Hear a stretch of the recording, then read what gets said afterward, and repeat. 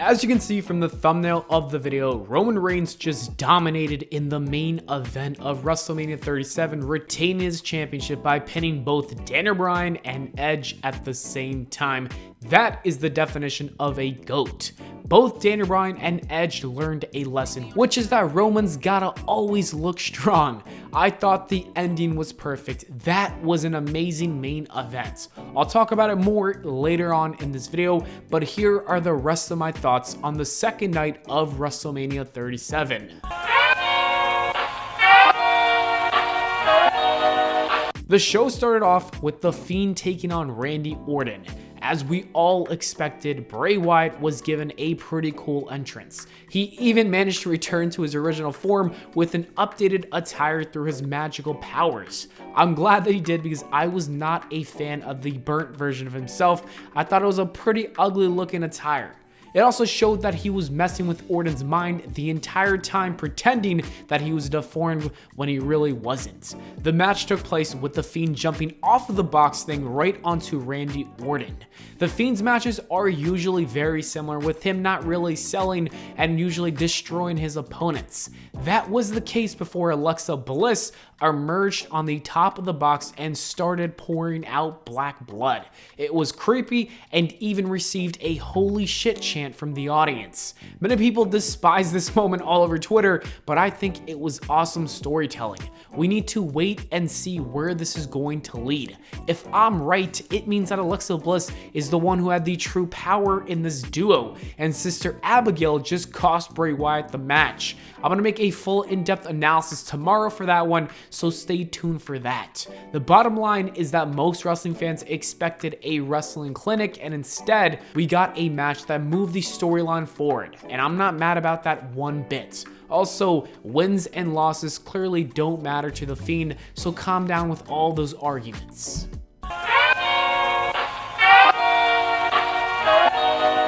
WWE was bold enough to book the next match to be the Women's Tag Team title match between Nia Jax and Shayna Baszler, taking on the team of Natalya and Tamina. I was really expecting new champions, but that was not the case. I honestly didn't care too much about this match. I had very low expectations, which is probably why this match was pretty decent to me. The crowd was really into it for some reason as well.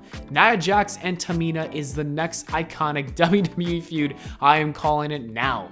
Besides one really bad spot that clearly showed Natalya and Tamina waiting for the spot, this was really solid. You can't complain too much about this one. Up next was Sami Zayn with Logan Paul taking on Kevin Owens, and this match ruled. I loved every second of it. It was really great seeing Sami Zayn finally have a good wrestling match that didn't involve cheating. I'm not really mad about those matches. I'm just saying that it's really refreshing seeing that he relied on actual wrestling moves. Kevin Owens won the match, and I think everyone expected that to happen. The storyline is going to move forward with Sami Zayn losing his mind and thinking everyone around him is against him, whereas he's the real problem in the situation. Another highlight from this match was the stunner on Logan Paul. After the match, Logan Paul was congratulating Kevin Owens, which pissed off Sami Zayn, and then Logan Paul then pushed Sami Zayn to the ground and went back to shaking Kevin Owens' hand. That led to a good old stunner on Logan Paul that the crowd loved watching. Also, side note, the sell by Logan was incredible. I was very impressed with him as well as Bad Bunny from the other nights. I know wrestling fans hate the celebrities, but the rest of the world are going to look back at these WrestleMania moments and talk about them in the future. It also doesn't make sense how these celebrities are selling better than wrestlers from AEW, New Japan, NXT, and even some people from WWE. That is saying something about the current talent in today's wrestling world.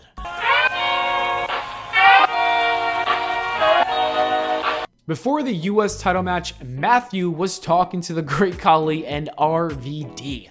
I thought it was worth mentioning because I found this segment to be hilarious for some reason. RVD apparently knows how to speak Hindi and he was translating for the Great Khali. I laughed at this way more than I should have. Anyways, Sheamus versus Matthew was actually really good. These two people beat the shit out of each other. It was perfect for the undercard wrestling match that you need on a WrestleMania show. This is the type of wrestling I like watching.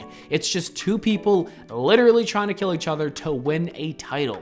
Sheamus won the US title after hitting a bro kick in the middle of the air. He even got a good piece of Matthew's mouth and busted him open. It is official, Sheamus is in the peak of his career. I'm glad he won the title, and I believe it's going to be a fun run. I wouldn't mind a WWE title run in a year either.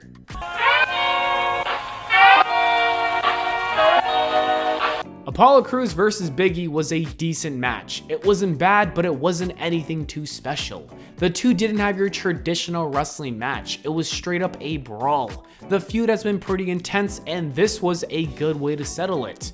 The match ended with Dabo Kato, or whatever his name is, coming in out of nowhere to help Apollo Crews. It looks like Apollo's got a new monster by his side along with the IC title, and I just love the fact that Apollo Crews went from being a jobber just a year ago to the newest IC champion. It's his time right now, and he's doing the best work of his entire career.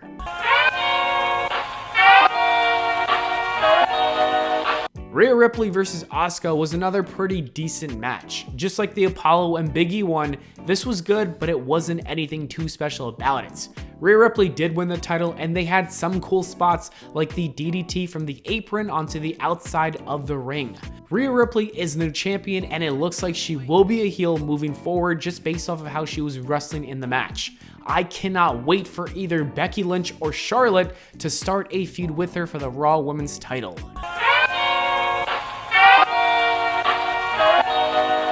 Bayley had a segment with the Bella Twins that she pretty much carried the entire time.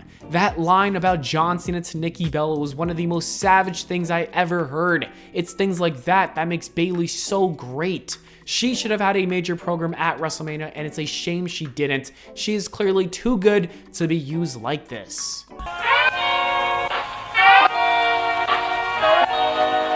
And we are back at the main event of the show. The Universal title match was easily the best match of the entire weekend. Hell, I would even say it was the best match of the year so far. That is how much I enjoyed every second of this match. It was a darn good one, and it was even hard to predict as well, which only made it better.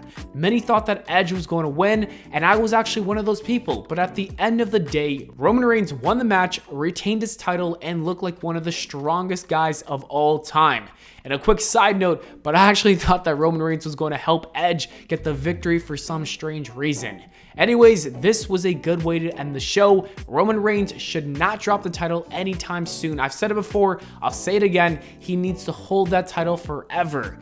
And that is it for the video, guys. Thank you so much for watching. On the screen right now are some other videos like my thoughts on night one that I think you should totally check out. I will see you all in the next video tomorrow.